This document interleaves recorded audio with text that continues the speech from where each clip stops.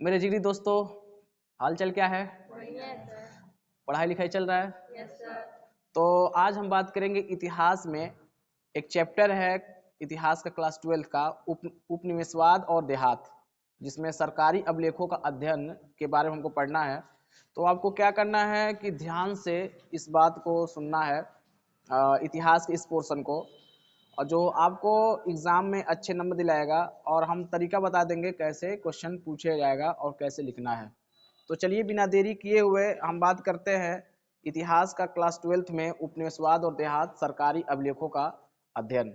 तो सबसे पहले जान लेते हैं, हम टिक लगाते जाएंगे। आपको ध्यान से इस फास्ट ट्रैक रिवीजन के बारे में अध्ययन करना, बस केवल आपको इस वीडियो को सुनना है। अगर सुने रहेंगे तो चीज़ें आपको क्लियर हो जाएगी, ठीक है। तो देखिए, पहला जो टॉपिक मेरा है, औपनिवेशवाद प्रशासन की स्थापना। औपनिवेशवाद प्रशासन की स्थापना। देखिए, जो भारत में जब कॉलोनियल एडमिनिस्ट्रेशन आया था, औपनिवेशवाद प्रशासन की स्थापना किसके द्वारा की गई थी? अंग्रेजों के द्वारा। किसके द्वारा की गई थी? अंग्रेजों के द्वारा। संपूर्ण भारत में किया गया था, ठीक है। पूरे भारत में अंग्रेज क्या थी, अपना नियम कानून व्यवस्था, भारत को एक तरह से गुलाम बनाए हुए थे, अपने नियम के अनुसार वो चलते थे, ठीक है।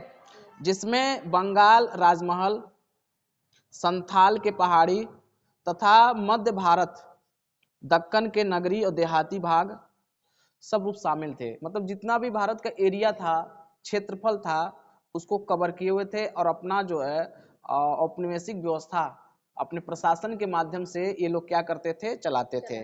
तो अपने क्षेत्र को कवर किए हुए थे, अपने नियम कानून की व्यवस्था से करते थे। इन प्रदेशों में ब्रिटिश औपनिवेशिक जो नियम थे, नीति थे, व्यापक रूप से लागू थे, जिनका समय समय पर स्थानीय लोगों का एक विरोध किया जाता था। कारण क्या है? जैसे मान लीजिए अंग्रेज आए थे इंग्लैंड से, ब्रिटेन से, तो आए थे हमारे देश में, तो अपना नियम कानून थोप दिए, तो हम क्या करेंगे? जाहिर सी बात विरोध करेंगे। विरोध करने का मेरा अधिकार है कि अपने देश में आए थे, हम क्यों, आप दूसरे देश से आए हो, मेरे ऊपर क्यों नियम कानून लगाओगे? तो ये चलता था, तो हम विरोध करते थे। इससे संबंधित जानकारी हमें तत्कालिक राजस्व अभिलेखों, सर्वेक्षणों, पत्र पत्रिकाओं, यात्रियों के विवरण, क्योंकि हमारे देश में देखिए क्या था, राजस्व अभिलेख थे, सर्वेक्षण थे, पत्र पत्रिकाएं थी, यात्रियों के विवरण थे, जांच आयोग द्वारा प्रस्तुत किए गए हैं कि किस प्रकार से हमारे देश में जो औपनिवेशिक प्रशासन काम करते थे, इसके बारे में इसका अध्ययन किया गया, ठीक है। अब देखिए क्या है दूसरा जो पॉइंट है, बंगाल तथा संबंधित जमींदार, क्योंकि अब जाएंगे बंगाल में और वहां पर जमींदारी जो प्रथा थी उसके बारे में। हमारे देश में जब औपनिवेशिक शासन आया तो सबसे पहले कहाँ आया था? बंगाल में। हाँ, ये पूछता है कि औपनिवेशिक शासन मतलब सर्वप्रथम कहाँ स्थापित किया गया था? तो बंगाल में किया था।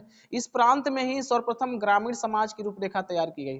क्योंकि देखिए, भारत में जो जमींदारी प्रथा थी, जमींदारी का मतलब होता है जिसके पास जमीन जायदाद ज्यादा होता है और अपने हिसाब से लोगों का क्या करता है? रूल करता है। तो वही जमींदारी था। इसमें भूमि अधिकार संबंधित नियम बनाने, भू राजस्व व्यवस्था लागू करना, क्योंकि गांव में होता था तो गांव में, क्योंकि शहर में तो आपको जमीन मिलेंगे नहीं, वो तो अपना कारोबार करते हैं, लेकिन गांव में क्या था? भू राजस्व व्यवस्था, भूमि अधिकार जो मिलना चाहिए वो सही तरीके से लोगों को नहीं मिल पा रहा था। क्योंकि बंगाल में जो औपनिवेशिक शासन थे, अपने नियम से, अपने हिसाब से, नीति से, कानून को क्या करते थे? लागू करते थे, जिसमें जनता क्या थी? त्राही त्राही मची थी, ठीक है। कंपनी शासन के प्रारंभिक वर्षों में, ध्यान दीजिए, भारत में जब कंपनी आया था, जब शुरुआत में प्रारंभिक वर्षों में बंगाल में उत्पन्न होने वाली समस्याएं, परिवर्तन और उससे संबंधित घटनाएं क्या थी? महत्वपूर्ण थी। देखो, जब कोई देश किसी दूसरे देश में हुकूमत करता है तो बहुत सारी समस्याएं आती हैं, क्योंकि जो ही कंपनी आएगी किसी देश में, अपना नियम कानून बनाएगी, तो वहां से बहुत सारी समस्याएं क्या होगी? जनता के प्रति उत्पन्न होगी ना, उसमें परिवर्तन आएंगे, बहुत सारी घटनाएं घटेंगी, लोग आपस में क्या उनसे लड़ेंगे, नहीं लड़ पाएंगे तो कहीं ना कहीं अपना जजमेंट पाने के लिए जाएंगे। तो भारतीय लोग क्या करते थे? बहुत सारे भारत में बहुत सारी व्यवस्थाएं थी, उससे लड़ते थे, इनके लड़ करके अपनी जजमेंट पाने के लिए कई तरह की व्यवस्थाएं अपनाते थे। उसके बाद अगला जो टॉपिक था, राजस्व संबंधी समस्याएं। ब्रिटिश शासन के समय 1770 के दशक में, याद रखिएगा, ब्रिटिश शासन के समय 1770 के दशक में भू राजस्व संबंधित अनेक समस्याएं उत्पन्न हुई। 1770 के दशक में या का 1770 के समय में भू राजस्व संबंधी अनेक समस्याएं क्या उत्पन्न हुई थी। बंगाल में बार बार अकाल पड़ने लगे। देखिए जब नियम कानून ज़्यादा तगड़ा हो जाता है, ज़्यादा क्या कर सकते हैं कि बहुत कठोर हो जाता है ना, तो वहाँ पर क्या है कि अकाल पड़ने की संभावना होती है। अकाल में मरता कौन है? खेतीहर मजदूर, ग्रामीण क्षेत्र का जो लोग होता है उनको, क्योंकि बोते तो वही सब, लेकिन पाते थे कुछ नहीं, क्योंकि उनको कर टैक्स में लगान के माध्यम से क्या करते थे, ले लेते थे ब्रिटिश से गवर्नमेंट। तो उससे क्या हो गया कि पैदावार में गिरावट हो गई।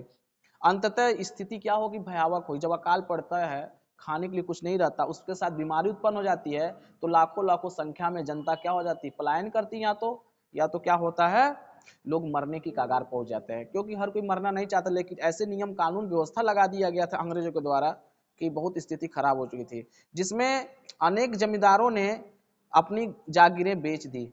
क्या की जागीरें किसके हाथ में बेच दी? देखो, जो कुछ लोग जमींदार जो थे वो बुरे नहीं थे, कुछ लोग बुरे हुआ करते थे। कुछ जो अंग्रेजों से क्या करते थे, मिले थे, वो चाहते थे कि हमारी जनता क्या है, खुशहाल व्यवस्था में रहे, हमारी जनता अच्छे व्यवस्था में रहे, खुशी रहे। इसी को लेकर के राजस्व संबंधी समस्याएं अब धीरे धीरे बढ़ने लगी।